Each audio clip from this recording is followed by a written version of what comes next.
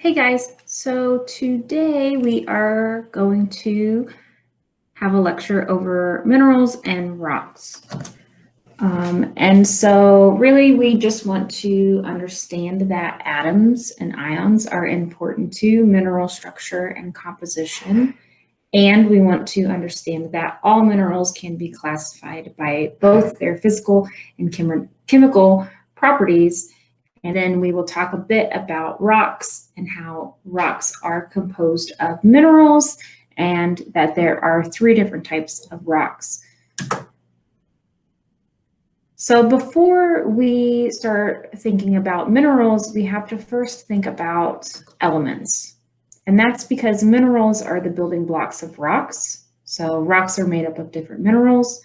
But atoms are the building blocks of minerals. So before we talk about minerals, we have to talk about elements and atoms. So sort of going back to chemistry class. And so remember that an atom is the smallest unit of an element that still possesses the properties of that element, right? So if we're thinking about different elements like hydrogen or helium, an atom is that smallest piece that it can be broken down to that still has the properties of hydrogen or helium. And remember that an atom has a nucleus made up of protons and neutrons and is surrounded by a cloud of electrons. And protons are positively charged, neutrons are neutral, and electrons are negatively charged. And so remember on the periodic table, atomic number is the number of protons that an atom has, and that's what defines the element, right? So hydrogen has 1 proton, so it has an atomic number of 1. Helium has 2 protons, so it has an atomic number of 2. You can see that over here, how we have 1 proton in hydrogen, and we have 2 red ones, 2 protons in helium. And then remember, atomic mass is basically the nucleus, the sum of the number of protons and neutrons. So hydrogen has an atomic mass of 1 because it has no neutrons and 1 proton. Helium has an atomic mass of 4 because it has 2 protons and 2 neutrons. All right, so we have atoms. We reviewed atoms a bit. Now let's think about isotopes. So remember that isotopes are just different forms of an element that have the same number of protons, but a different number of neutrons. And so since there's a different number of neutrons, there is a different atomic weight. So most elements, most atoms of an element have a certain number of protons and a certain number of neutrons. But if you have a different amount of neutrons from sort of that base, then we call that an isotope. And then remember that ions are when we have more or less neutrons than sort of a regular atom of that element would have. So that's why we call ions electrically charged atoms. And so when you lose an electron, since electrons are negatively charged, if you lose one, that makes your ion positively charged, or we call that a cation. And I always learn to remember cation. The T is like a little positive sign, so cations are positive. And then anions are when you gain electrons and thus have a negatively charged ion or a negative ion.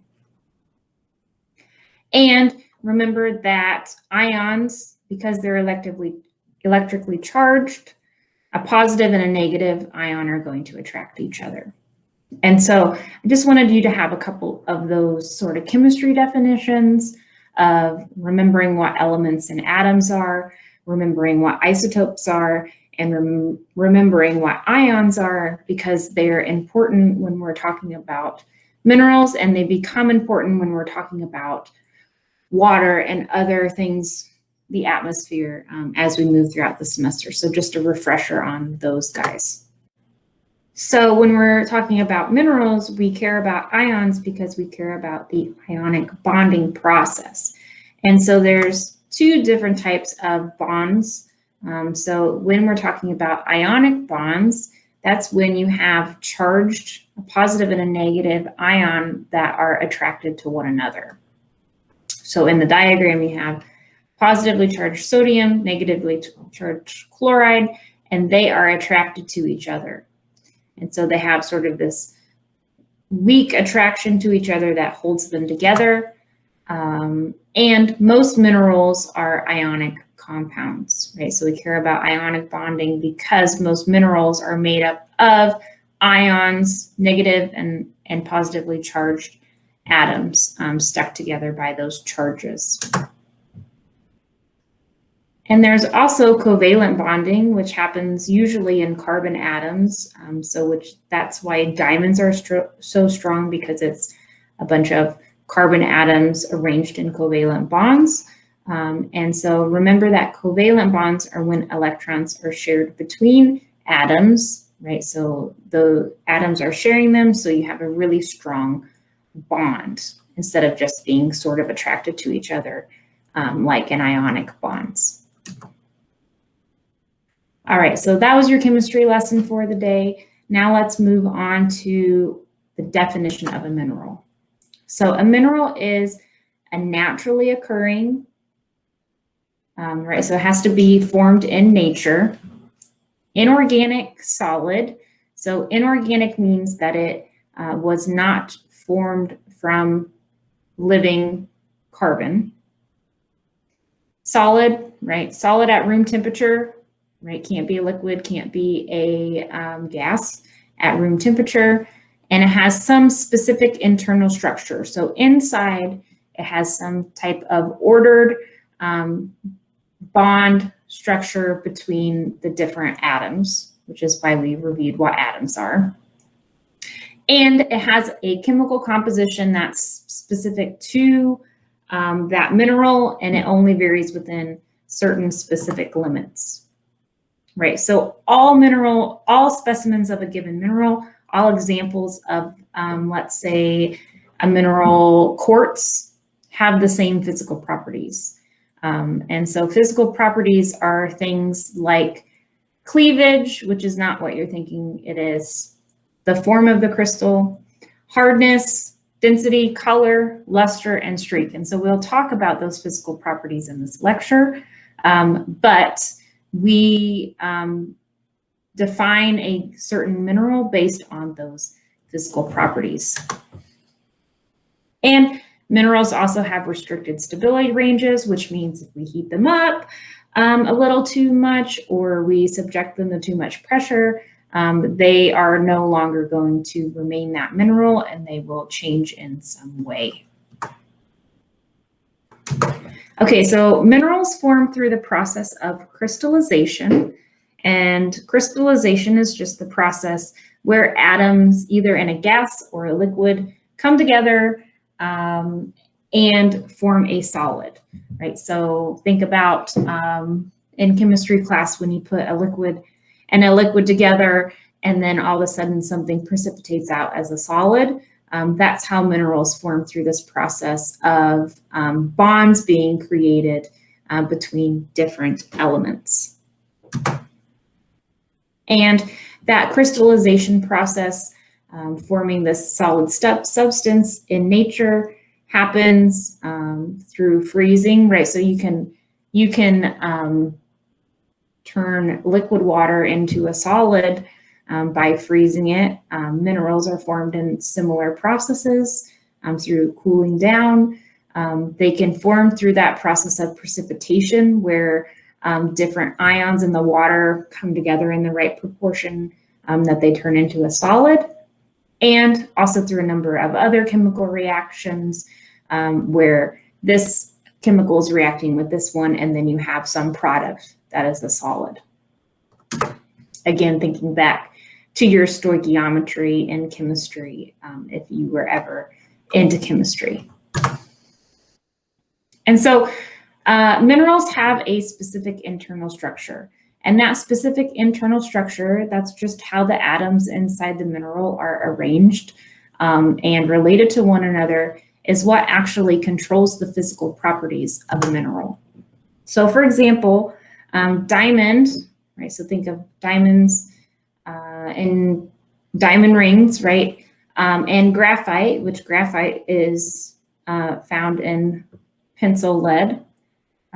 Those have the same chemical composition. They're both made up of carbon atoms, but those carbon atoms are arranged differently within the internal structure of the mineral, and they're held together by different types of bonds, right? So in our diamond, the carbon atoms have really strong covalent bonds. They have this tetrahedral structure that makes those carbon bonds so strong that diamond is the hardest mineral on the scale we use for mineral hardness. And then with graphite, still we have carbon atoms, still we have covalent bonds, but we also have weak bonds. And so what we get with the carbon arranged in graphite is we get these sheety layers that slide past each other, and then that breaks easily enough that you can write on paper with graphite. All right, so the atoms within a mineral are specifically ordered, and what that means is that they have a specific structure. And so that means that they had enough time to cool, that they were able to arrange in a bonded structure. Not all things have a specific internal structure. And if you have a solid that has a disordered internal structure, that is called a glass. And so, for example, this is how we form the glass that you think of when you think of window panes. We also naturally form glass using lava, right? So volcanoes form glass, something called obsidian. If you've heard of obsidian before, and we'll look at some obsidian in class when we look at rocks. That has a disordered atom structure. And so if something has a disordered internal structure, it is not a mineral, it's a glass. Minerals have to have this structure where there are bonds that are ordered in a specific way. And there's all different ways that you can order atoms within a mineral, but they form some type of pattern. So those bonds repeat in a three-dimensional way. And so if you get on this website here, you can kind of click around and look at different 3D models of mineral crystalline structure. The important thing to know about crystalline structure is that the fact that the atoms in a mineral are internally ordered in a pattern controls the properties of the mineral. So it's going to control the shape of the crystal that forms from the mineral, right? So what the mineral looks like is related to that internal structure, and whether or not the mineral is symmetric is determined by this internal pattern. All right, so that's sort of the background as to why, what a mineral is and why they have this internal structure.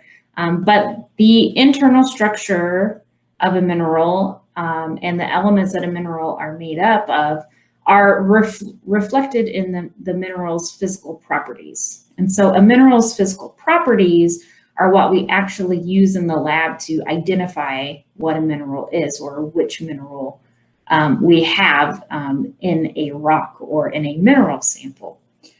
And so these are the things that we are really going to be focusing on a lot in the class, are these physical properties. And so again, these physical properties depend upon the chemical composition, what elements make up the mineral, and that specific internal crystal structure. So for example, pyrite or fool's gold, we can describe it based on its physical properties. We know that it has cubic crystals. We know that it has a high specific gravity, crystal faces that are striped. And when you streak it, it has a black streak.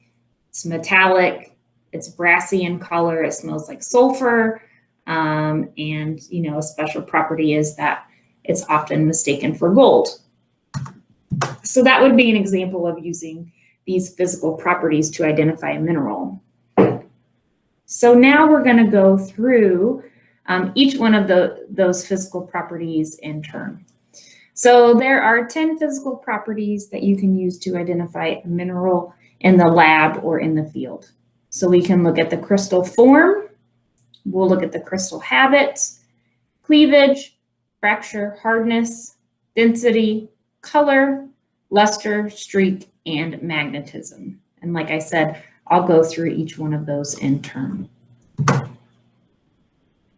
So go ahead and take a minute and stop and think about, when we think about minerals, we usually think of gemstones and really pretty crystals, right? So some people now are like into having crystals for different healing properties, or think about diamond rings, gemstone jewelry. But most minerals don't actually have clearly defined crystal faces. So think about why that is.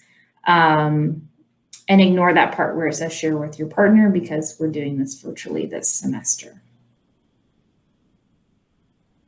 And you can pause the video if you need some more time to think.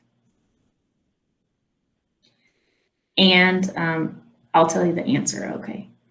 So crystals, naturally formed crystal faces, which are commonly what people have if they have healing crystals, or they sort of collect crystals and rocks. Those natural crystals are formed in nature, but they have to have space to grow. And then gemstones, usually those are a lab cut face. So they take a mineral and cut it and faucet it to make it look pretty and shiny, but it didn't necessarily grow in nature that way. So when we're thinking about naturally made crystals that have faces, this is related to something called crystal form. And so when you have like a really pretty crystal that formed naturally, it has a euhedral crystal form, which means that it has really good crystal faces and that had space to grow in an open cavity.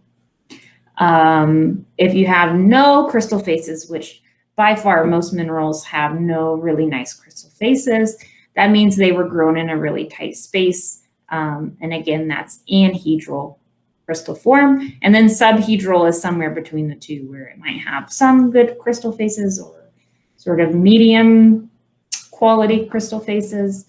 And so this form, how the crystal looks, indicates how much space that mineral had to form. So here's an example if you think about a geode, and I'll bring one into class when we are in class next time. So we have a geode where we have euhedral, really pretty crystals. We have anhedral, really bad crystals here.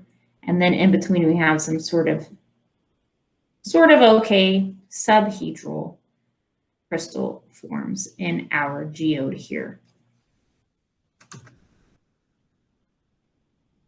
All right, next we have crystal habit, which is that if the crystal or the mineral has all the space and time to grow, has really ideal growth conditions, what will the crystal faces actually look like? So crystal habit is what form will this crystal take if it grows naturally with ideal growth conditions.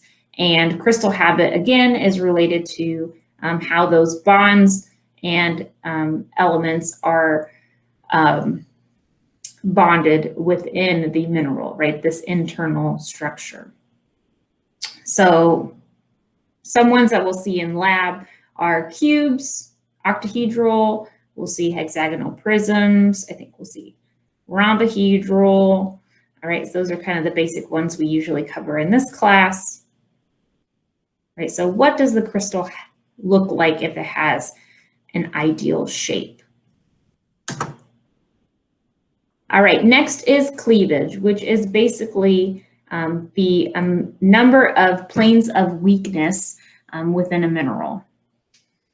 So cleavage, it's just telling you that because of the way that the bonds are held together, sometimes there are places in the mineral that are more easy to break than others. And if they break really smoothly in a nice straight line, then that's a plane of weakness. And so that's what we call cleavage, these planes of weakness. And when we have one plane of weakness, that means you kind of have this sheet-like shaped mineral. When you have two planes of cleavage at right angles, you kind of have a top and a side, and then the other side is broken. When you have three planes of cleavage at 90 degrees, you get square, rectangular shaped guys. When you have three planes not at right angles, you get rhombohedral shaped guys. So here's just more examples of what one direction of cleavage looks like. Two directions at 90 degrees, two directions at not 90 degrees, three directions at 90 degrees, and then three directions at not 90 degrees. And so cleavage is always really challenging. And so when we have our face-to-face class, I promise that I will explain cleavage to you again, because it's really challenging. When we work with the hand samples, we will practice identifying cleavage and identifying those planes of weakness. Some minerals don't have cleavage at all. And so if they have no planes of weakness, then they have what's called fracture. And so fracture is just when minerals break irregularly along curved surfaces, right? So cleavage and fracture are related. Cleavage is when you have a plane of weakness. Fracture is when you don't have any planes of weakness. And when you have fracture, you get sort of this curved shape. If you've ever broken glass, it breaks like this as well. And that's something called conchoidal fracture, right? So conchoidal fracture is one reason why arrowheads are made out of chert and obsidian, because both of those have this conchoidal fracture. It can get really sharp if you break it the right way. That's why glass gets really sharp when it breaks, right? Because of this fracture and resulting conchoidal pattern. All right, so hardness is another physical property that we use to identify minerals. And hardness is just how easy it is to scratch the mineral surface. And hardness is related back to how strong those chemical bonds within the mineral are. And what we do in the lab and in the field is use something called the Mohs hardness scale, or the Mohs scale of hardness, to identify the hardness of a mineral. And so the way that you read this table over here, this is the Mohs hardness scale, is that you can see the hardness listed down here. On the left-hand side, you can have, there's some mineral examples, and then some comments about just how cool those are, and then you relate it to common objects. So in the lab, we will have a nail, glass, steel. We don't have a knife blade. Usually we use nails instead, because they're a similar hardness. But the way that you read this is that the object over here is harder than the mineral that it's in the same line of. So if I asked you which mineral scratches window glass but cannot scratch a steel file, you would say quartz, because quartz is harder than this object window glass. And so if you scratched quartz against glass, it would scratch the glass. And if you tried to scratch a steel file, with that quartz sample, what would happen is that the steel file will actually scratch quartz. And so again, we will practice this in the lab. It's okay if you don't understand it right now. We will get lots of practice with reading the Mohs hardness scale and identifying hardness. Density is another physical property that's used to identify minerals. It's basically the ratio of the weight of a substance to its volume. Again, that depends on the elements that make up the mineral and how closely the atoms are packed together within that crystal structure. We don't sort of actively use density or measure it in the lab, but we use density if you pick up a sample and you're like, wow, that's really light, or wow, that's really heavy in weight, then that has to do with density. And so we don't really do anything official with it in lab, but it is something that you sense just by picking up the mineral samples.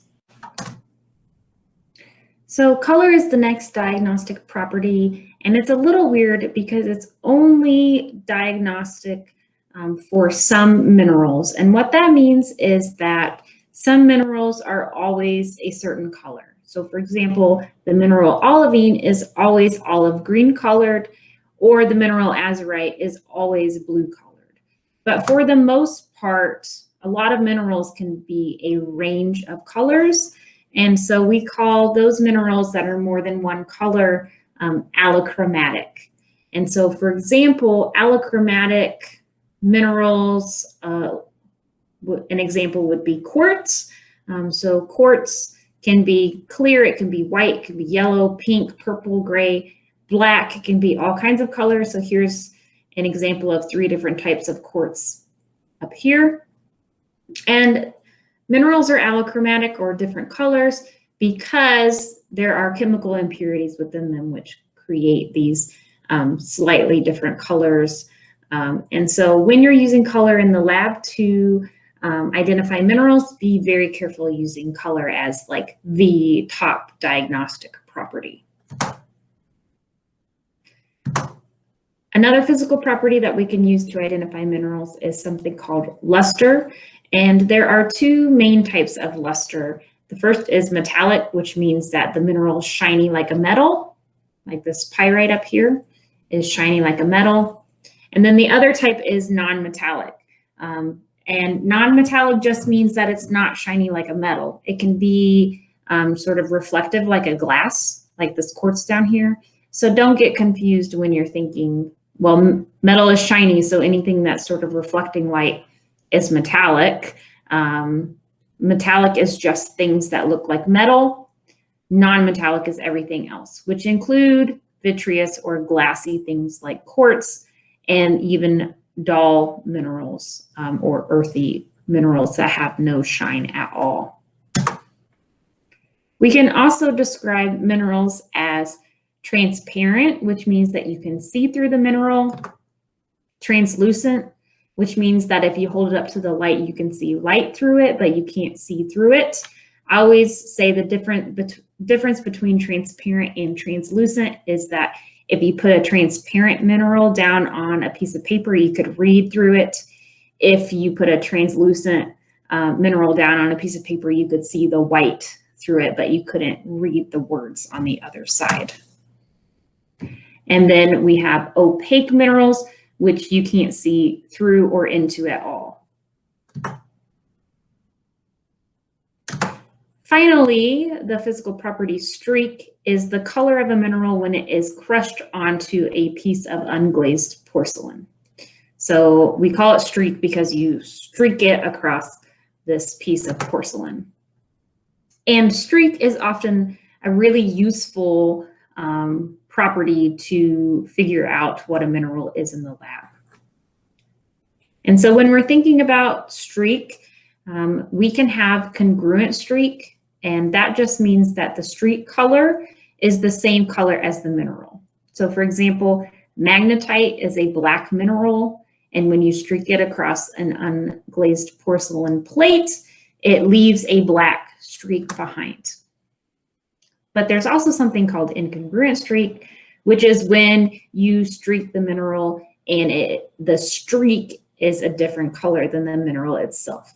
So for example, chromite is black, but when you streak it, it has this greenish brown color.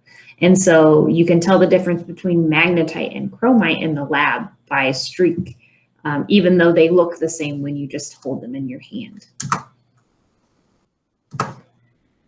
All right, and so minerals, we group them together based on their chemical composition. And we'll get more into chemical composition as we move on in the class, and we'll talk about silicate minerals and non-silicate minerals. But just for now, know that we largely group minerals based on what chemicals they're made up of. And even though there's thousands of minerals that have names, we only end up talking about a few dozen of them in environmental science class.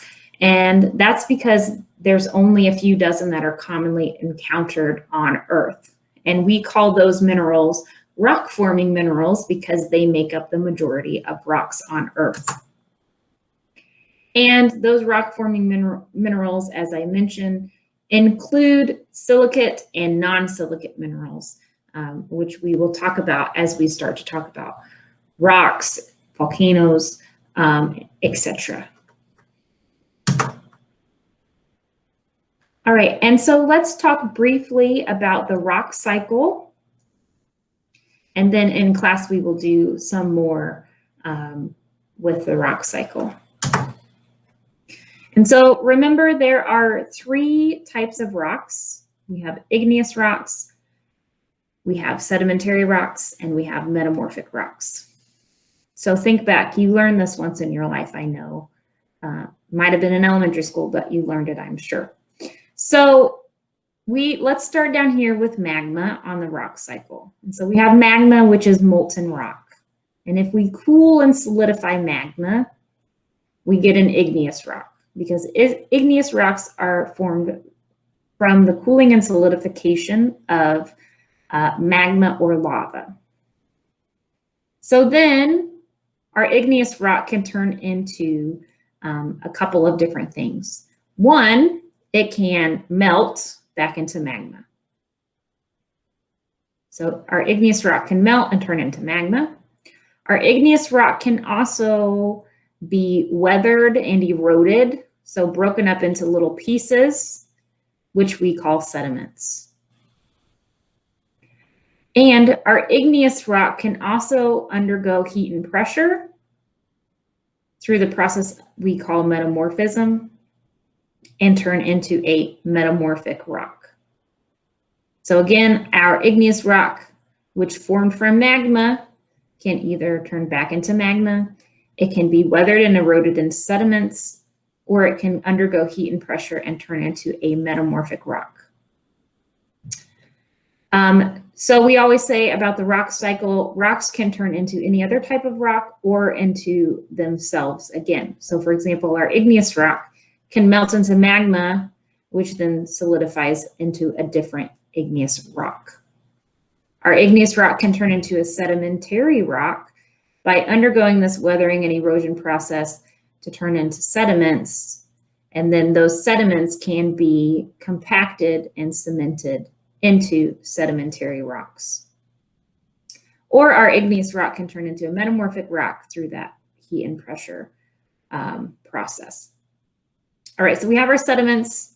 Sediments turn into sedimentary rocks through deposition, burial, compaction, and cementation. So all that means is that we have pieces of rocks and we can make bigger rocks out of our pieces of rocks if we stick them together. If we put them in a place, bury them a little bit, and stick them together with natural cement, then that turns into a sedimentary rock. Our sedimentary rock can turn into a metamorphic rock through that process of heat and pressure. It can melt into magma, which turns into an igneous rock. Or that sedimentary rock can undergo weathering and erosion, weather back into small pieces of sediments, which then can get deposited, compacted into a different type of sedimentary rock. And then finally, metamorphic rocks. They can melt into magma and turn into an igneous rock. They can undergo more heat and pressure and turn into a different type of metamorphic rock. Or they can undergo weathering and erosion, break up into little pieces that we call sediments, and then those little pieces can be deposited, buried, compacted, and cemented into sedimentary rocks.